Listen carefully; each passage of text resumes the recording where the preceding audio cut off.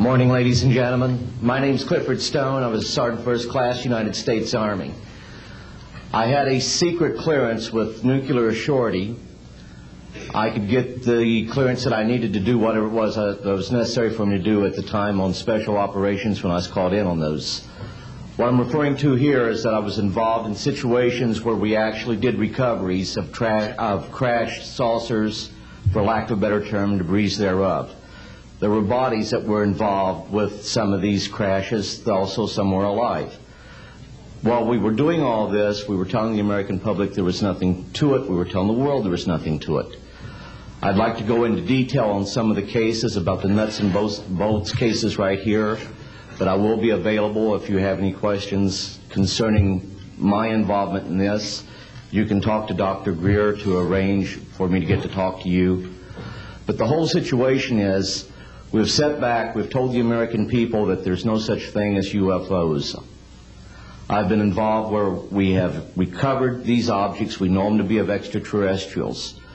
In 1969, I had an event that happened to me while I was stationed at Fort Lee, Virginia. We went to Indiantown Gap, Pennsylvania.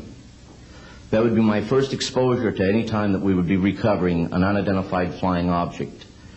When we went there, we already had people that was already in the facility. We were a backup team, which was supposed to be NBC because there was supposed to be some nuclear materials that was on board this craft.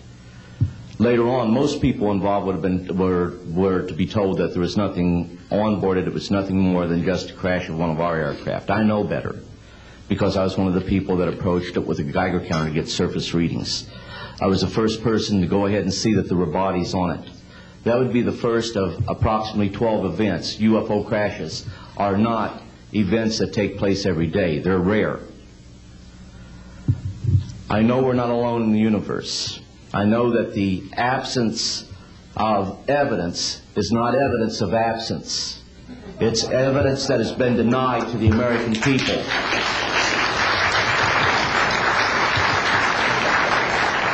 I stand before you today in my almighty God, and I tell you this.